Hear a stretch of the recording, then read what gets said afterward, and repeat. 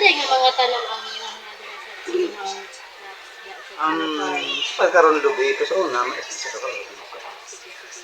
So, nagagamit ba kag fertilizer call? Oo, gagamit ko. Sige. So, nagagamit mo kang mga pesticides call? Wala. Kung nagamit mo kag fertilizer call, no, so unsa nga mga fertilizer mo ginagamit? Sa gano'n gamiton mo ka ng 14-14. So, nagagamit ba kag ka ng mga komposto ka ng mga tae sa manok? Wala. So, pila naman katuig ni mo gi-manage ni nga farm Almost ko? mga 20 years, 20 years. First, we collected a data sample from the conventional farm. Our tools are shovel, bucket, measuring tool, and a knife. We collected soil at a 10 to 20 centimeter depth for our soil sampling. The pattern we used in collecting the soil samples was a zigzag pattern.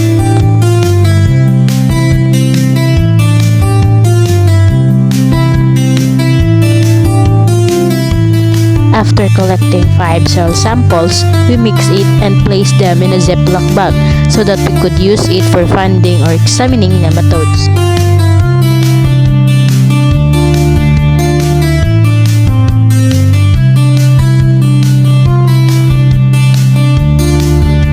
Mayong hapon tinamid diriti kay mag-conduct mig survey for educational purposes na pud ni siya te. So na lang may mga gagmayng pangutana. So unsa ang mga crops nga imong ginatanom sa imong farm te? Gumara. Gagamit ba kag kanang mga abono or fertilizers te? Wala. Chemical pesticides wala po. Kanang mga compost or manure ti kanang ganing mga tais na manok, tais sa kuan. Wala po. Unsa lang kana lang Dahon lang niya nalata. crop residue. Sige. Pila na pud ka years nimo gina-manage yung farm? Mga 5 years na siguro. Sige te. Sige te, mora to te. Salamat kayo. Second, we collected samples from the organic farm. We used also the same tools and also collected soil at a 10 to 20 cm depth for the soil sampling. We also followed the same zigzag pattern.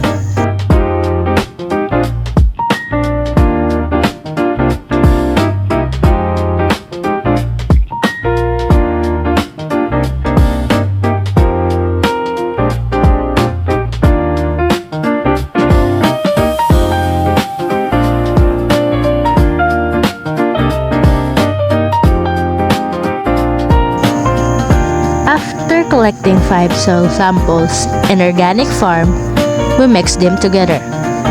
And after mixing them together, we place it in a Ziploc bag.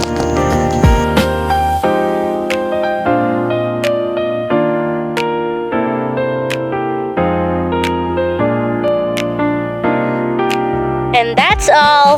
Thank you for watching.